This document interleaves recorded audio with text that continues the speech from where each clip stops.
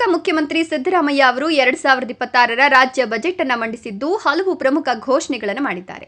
ಈ ಬಾರಿಯ ಬಜೆಟ್ನಲ್ಲಿ ಕೃಷಿ, ಬೆಂಗಳೂರು ಅಭಿವೃದ್ಧಿ, ಮಹಿಳಾ ಕಲ್ಯಾಣ ಮತ್ತು ಮೂಲ ಸೌಕರ್ಯಗಳಿಗೆ ಹೆಚ್ಚಿನ ಒತ್ತು ನೀಡಲಾಗಿದೆ.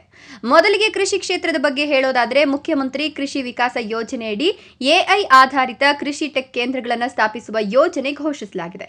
ಇದರ ಜೊತೆಗೆ ಸಮೃದ್ಧಿ ಅಗ್ರಿಟೆಕ್ ಕಾರ್ಯಕ್ರಮ ಆರಂಭವಾಗಲಿದೆ. ಇನ್ನು ರೈತರಿಗೆ ನೆರವಾಗುವ ಉದ್ದೇಶದಿಂದ ಕರ್ನಾಟಕ ಸ್ಟೇಟ್ ಇಂಡಸ್ಟ್ರಿಯಲ್ ಲಿಕ್ವೇರ್ ಸಂಸ್ಥೆ ಮೂಲಕ ಕೃಷಿ ಮಾಲ್ ಆರಂಭಿಸುವ ಯೋಜನೆ ಇದೆ. ಬೀಜ, ಗೊಬ್ಬರ ಮತ್ತು ಕೃಷಿ ಉಪಕರಣಗಳು ಒಂದೇ ಕಡೆ ಸಿಗುವಂತೆ ಸಿರಿಧಾನ್ಯ ಸ್ಟೋರ್ಗಳು ಆರಂಭವಾಗಲಿವೆ. ಇನ್ನು ಬೆಂಗಳೂರಿನ ಅಭಿವೃದ್ಧಿಗೆ ಸಂಬಂಧಿಸಿದಂತೆ ಹಲವು ದೊಡ್ಡ ಯೋಜನೆಗಳು ಘೋಷಣೆಯಾಗಿವೆ. ರಾಜಕಾಲುವೆ ಅಭಿವೃದ್ಧಿಗೆ 273 ಕೋಟಿ ರೂಪಾಯಿ ಮೀಸಲಿಡಲಾಗಿದೆ. ಹೆಬ್ಬಾಳದಿಂದ ಸಿಲ್ಕ್ ಬೋರ್ಡ್ವರೆಗೂ ಸುಮಾರು 40 ಕಿಲೋಮೀಟರ್ ಸುರಂಗ ರಸ್ತೆ ನಿರ್ಮಾಣ ಯೋಜನೆಯು ಘೋಷಿಸಲಾಗಿದೆ. ಇನ್ನು ಈ ಬಾರಿ ರಾಜ್ಯ ಬಜೆಟ್ ಗಾತ್ರವು ದೊಡ್ಡದಾಗಿದೆ. ಒಟ್ಟು 4.48 ಲಕ್ಷ ಕೋಟಿ ರೂಪಾಯಿ ಬಜೆಟ್ ಮಂಡಿಸಲಾಗಿದೆ. ಬಂಡವಾಳ ವೆಚ್ಚಕ್ಕೆ 71,924 ಕೋಟಿ ರೂಪಾಯಿ ಮೀಸಲಾಗಿದೆ. ಮಹಿಳಾ ಮತ್ತು ಮಕ್ಕಳ ಅಭಿವೃದ್ಧಿ ಇಲಾಖೆಯಲ್ಲಿಯೂ ಹಲವು ಪ್ರಮುಖ ಘೋಷಣೆಗಳಾಗಿವೆ.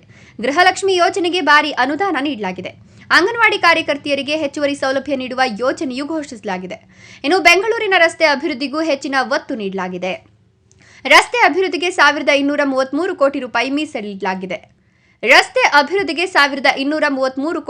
ಮೀಸಲಿಡಲಾಗಿದೆ.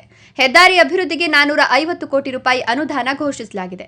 ಒಟ್ಟಿನಲ್ಲಿ ಈ ಬಾರಿ ರಾಜ್ಯ ಬಜೆಟ್ನಲ್ಲಿ ಅಭಿವೃದ್ಧಿ, ಮೂಲಸೌಕರ್ಯ ಮತ್ತು ರೈತರ ಕಲ್ಯಾಣಕ್ಕೆ ಹೆಚ್ಚಿನ ಆದ್ಯತೆ ನೀಡಲಾಗಿದೆ ಅಂತ ಸರ್ಕಾರ ಹೇಳಿದೆ. ಚಿಕ್ಕಬಳ್ಳಾಪುರ ಜಿಲ್ಲೆಗೆ ಮತ್ತೆ ನೀರಿನ ಸಮಸ್ಯೆ ಕಾಡ್ತಾ ಇದೆ. ಜಿಲ್ಲೆಯ ಜನರಿಗೆ ಶುದ್ಧ ಕುಡಿಯುವ ನೀರು ಸಿಗಬೇಕು ಅನ್ನೋದು ಜನರ ದೊಡ್ಡ ಬೇಡಿಕೆ. ಆದರೆ ಇತ್ತೀಚಿನ ಬಜೆಟ್ನಲ್ಲಿ ಚಿಕ್ಕಬಳ್ಳಾಪುರ ಜಿಲ್ಲೆಗೆ ಸಂಬಂಧಿಸಿದ 3 ಹಂತದ ಕುಡಿಯುವ ನೀರಿನ ಯೋಜನೆ ಬಗ್ಗೆ ಯಾವುದೇ ಸ್ಪಷ್ಟ ಉತ್ತರ ಸಿಕ್ಕಿಲ್ಲ ಅನ್ನೋದು ಸ್ಥಳೀಯರ ಆಕ್ರೋಶ. ಜಿಲ್ಲೆಯ ಹಲವೆಡೆ ಈಗಾಗಲೇ ಕೊಳಚೆ ನೀರು ಬರ್ತಾ ಇದೆ ಅಂತ ಜನರು ಹೇಳ್ತಿದ್ದಾರೆ. ಈ ನೀರನ್ನು ಕುಡಿತಿರೋದ್ರಿಂದ ಆರೋಗ್ಯ ಸಮಸ್ಯೆಗಳು ಹೆಚ್ಚಾಗ್ತಿವೆ ಎನ್ನುವ ಆತಂಕ ವ್ಯಕ್ತವಾಗ್ತಿದೆ. ಕೆಲವು ಮಂದಿ ಈಗಾಗಲೇ ಆಸ್ಪತ್ರೆಗಳಿಗೆ ಹೋಗುವ ಪರಿಸ್ಥಿತಿ ಬಂದಿದೆ ಅಂತ ಸ್ಥಳೀಯರು ಹೇಳ್ತಿದ್ದಾರೆ.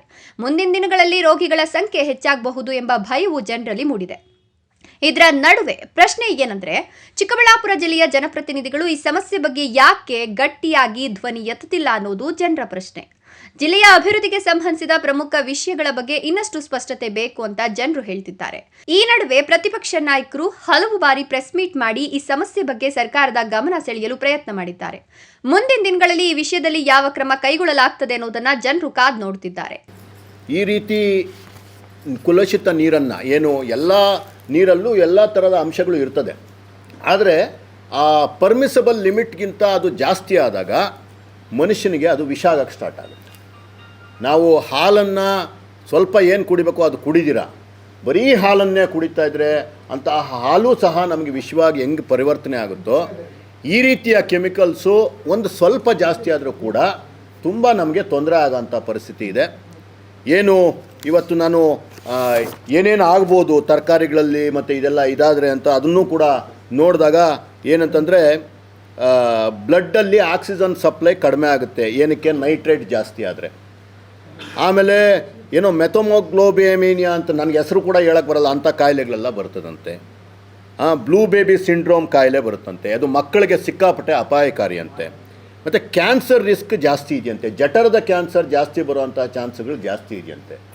ಹಳ್ಳಿಗಳಲ್ಲಿ ಕ್ಯಾನ್ಸರ್ ಬಂದಿದೆಯೋ ಇನ್ನೊಂದು ಹೊಟ್ಟೆ ನೋವು ಅದು ಇದು ಅಂದ್ಕೊಂಡು ಸತ್ತೋಗ್ತಾ ಇದ್ದಾರೆ ಜನ. ಅದರಲ್ಲಿ ನೀವು ಎಷ್ಟು ಜನರ ಸಾವಿಗೆ ಕಾರಣ ಅಂತ ಯಾವಾಗಾದರೂ ಒಂದು ಸಲ ಆತ್ಮಾವಲೋಕನ ಮಾಡ್ಕೊಳ್ಳಿ ಶಾಸಕರೇ ಅಂತ ಈ ಮುಖಾಂತರ ಶಾಸಕರಲ್ಲಿ ಮತ್ತೊಮ್ಮೆ ಮನವಿ ಮಾಡ್ತಾ ಇದ್ದೀನಿ. ಇದೇ ರೀತಿ ನಿಮಗೆ ಗೊತ್ತಿರ್ಬೋದು, ಏನು ಶಾಶ್ವತ ನೀರಾವರಿ ಹೋರಾಟ ಸಮಿತಿಯಲ್ಲಿ ಈಗ ಬೇರೆ ಬೇರೆ ಏನು ಒಂದು ಹೋರಾಟಗಳು ನಡೀತಿದೆ. ಈ ಹೋರಾಟದ ಮುಂಚೂಣಿಯಲ್ಲಿ ನಿಂತು ಸುಪ್ರೀಂ ಕೋರ್ಟ್ನ ನಿವೃತ್ತ ನ್ಯಾಯಮೂರ್ತಿಗಳು, ನಮ್ಮ ಚಿಕ್ಕಬಳ್ಳಾಪುರದ ಹೆಮ್ಮೆ ಅಂತಹ ಒಬ್ಬ ವ್ಯಕ್ತಿ ಗೋಪಾಲ್ ಗೌಡ್ರು ಇವತ್ತು ಈ ಒಂದು ಹೋರಾಟದಲ್ಲಿ ಮುಂಚೂಣಿಯಲ್ಲಿ ನಿಂತ್ಕೊಂಡು ಈ ರೀತಿಯ ನೀರು ನಮಗೆ ಬೇಡ ಅಂತ ಹೇಳ್ತಿದ್ದಾರೆ ಅಂತಂದರೆ ನನ್ನ ಚಿಕ್ಕಬಳ್ಳಾಪುರದ ಜನತೆ ಈಗಾದರೂ ನಾವು ಎಚ್ಚೆತ್ತುಕೊಳ್ಳಬೇಕು. ದೊಡ್ಡವರು, ಪ್ರಬುದ್ಧರು, ಸಹೃದಯರು, ಕಲಿತವರು, ಇಡೀ ನಮ್ಮ ದೇಶವನ್ನು ಮುನ್ನಡೆಸಿದಂಥವರು ಬೇಡ ಅಂತ ಹೇಳ್ತಿದ್ದಾರೆ ಅಂತಂದರೆ ಈ ನೀರು ಒಳ್ಳೆಯದಲ್ಲ ಅಂತ ನನ್ನ ಜನ ಅರ್ಥ ಮಾಡ್ಕೊಬೇಕು. ನಾವು ಇವತ್ತು ಹೇಳ್ತಾ ಇದ್ದೀವಿ, ನೀವು ಇಷ್ಟು ದಿವಸ ಏನು ಇದಕ್ಕೆ ಮೊದಲೆಲ್ಲ ದೊಡ್ಡ ದೊಡ್ಡ ಮಾತು ಹೇಳ್ತಾ ಇದ್ರಿ 3ನೇ ಹಂತದ ಶುದ್ಧೀಕರಣ ಆಗಬೇಕಾಗಿತ್ತು ಅಂತ. ಹಾಗಿಲ್ಲ ಅಂತಂದರೆ ಈ ಬಾರಿ ಬಜೆಟ್ನಲ್ಲಿ ಹಣ ಇಟ್ಟಿಲ್ಲ ಅಂತಂದರೆ ನಾವು ನಿಮ್ಮನ್ನು ಗೆರವು ಮಾಡ್ತೀವಿ. ಇಡೀ ಚಿಕ್ಕಬಳ್ಳಾಪುರದ ಜನತೆ ನಿಮ್ಮ ಮುಂದೆ ಬಂದು ಕೂತ್ಕೊಂಡು ಧರಣಿ ಮಾಡ್ತೀವಿ, ಅಹೋರಾತ್ರಿ ಧರಣಿ ಮಾಡ್ತೀವಿ, ಉಪವಾಸ ಸತ್ಯಾಗ್ರಹ ಮಾಡ್ತೀವಿ. ಸತ್ತೋಗ್ತಾ ಇದಾರ್ರಿ ಜನಗಳು. ಕಂದವಾರದ ಹತ್ರ ಹೋಗಿ ನಿಂತ್ಕೊಳ್ಳಿ. ಯಾವತ್ತಾದ್ರೂ ಇದ್ರೆ ಅಲ್ಲಿ ಹೋಗಿ ಒಂದು 2 ದಿವಸ ಯಾರ್ದಾದ್ರೂ ಮನೆಯಲ್ಲಿ ಒಂದು ವಾಸ್ತವ್ಯ ಮಾಡಿ. ಸೊಳ್ಳೆಗಳು ಎಷ್ಟೆಷ್ಟು ದೊಡ್ಡದಿದೆ ಗೊತ್ತಾ? ಒಂದು ಜಿರಳೆ ಗಾತ್ರ ಆಗಿದೆ ಸೊಳ್ಳೆ. ಆ ರೀತಿಯ ಪರಿಸ್ಥಿತಿ ತಂದಿಟ್ಟಿದ್ದೀರಿ. ಇವತ್ತು 3ನೇ ಹಂತದ ಶುದ್ಧೀಕರಣ ಮಾಡಬೇಕು ಅನ್ನೋ ಒಂದು ಸಣ್ಣ ಬದ್ಧತೆ ಇಲ್ಲ. ವಿನಂತಿಯನ್ನು ಮಾಡ್ತೀನಿ. ಸಾಲ ಕಡಿಮೆ ಮಾಡಬಾರದು ಅಂತ ಹೇಳತ್ತೆ, ಆದರೆ ಭಾಳ ಜಾಸ್ತಿ ಮಾಡಿ ಕಡಿಮೆ. ಎರಡನೇದು ನಮ್ಮ ಬಯಲು ಸೀಮೆ ಪ್ರದೇಶಕ್ಕೆ 3ನೇ ಹಂತದ ಶುದ್ಧೀಕರಣ, ಬೆಚ್ಚನ್ ವ್ಯಾಲಿ, ಎಸಿ ವ್ಯಾಲಿ, ವೃಷಭಾವ್, ಈ ಮೂರು ಯೋಜನೆಗಳಿಗೆ ಏನು ಕೊಳಚೆ ನೀರನ್ನ ಬರೀ 2 ಹಂತಗಳಲ್ಲಿ ಶುದ್ಧೀಕರಣ ಮಾಡಿದ್ದೀರಿ. ಇದರಿಂದ ನಮ್ಮ ಜನರ ಆರೋಗ್ಯಕ್ಕೆ ಮಾರಕ. ನಾನು ಹೇಳ್ತಾ ಇದ್ದೀನಿ, ಇದು ವಿಜ್ಞಾನಿಗಳೇ, ಅನೇಕ ಸಂಸ್ಥೆಗಳ ಅಧ್ಯಾಪಕರುಗಳು ಹೇಳಿದ್ದಾರೆ. ಹಾಗಾಗಿ ದಯವಿಟ್ಟು ಇದನ್ನ 3ನೇ ಹಂತದ ಶುದ್ಧೀಕರಣ ಮಾಡೋದು ಏನು ಬಹಳ ದೊಡ್ಡ ವಿಷಯ ಅಲ್ಲ. ದೊಡ್ಡ ನೀರಾವರಿ ಯೋಜನೆ ಮಾಡ್ತಾರೆ. ನಮ್ಮವರು ನೀರಾವರಿ ಯೋಜನೆ ಗೆಲ್ತಾವ್ರ?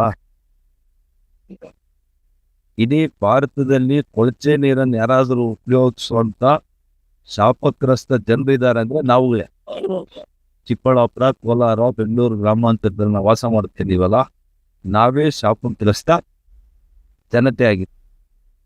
ನಾವು ಶಾಪ ವಿಮೋಚನೆ ಮಾಡಿ ಆ ಕೊಳಚೆ ನೀರನ್ನೇ 3ನೇ ಹಂತದಲ್ಲಿ ಮೊದಲನೇದು ಮಾಡಿ. ಎರಡನೇದು ಎತ್ತಿನ ಹೊಳೆ. ಎಷ್ಟು ಹಣ ಬೇಕು ಈ ಬಜೆಟ್ನಲ್ಲೇ ನೀವು ರಿಲೀಸ್ ಮಾಡಿ ನೀವೇ ನಿಮ್ಮ ಕೈಯಿಂದ ಶಂಕುಸ್ಥಾಪನೆ ಮಾಡಿ ಎತ್ತಿನ ಹೊಳೆ. ನಾನು ಶಾಸಕರಿದ್ದೆ, ನನ್ನ ಅಧ್ಯಕ್ಷತೆಯಲ್ಲಿ ಕಾರ್ಯಕ್ರಮ ನಡೆದಿ ಚಿಕ್ಕಬಳ್ಳಾಪುರಕ್ಕೆ. ನಾನು ಅವತ್ತು 50,000 ಜನ ಸೇರಿಸಿ ಅವತ್ತೇನು ಹೇಳಿದ್ರಿ, 2-3 ವರ್ಷಗಳಲ್ಲಿ ನೀರು ಕೊಟ್ಟಿದ್ದೆ.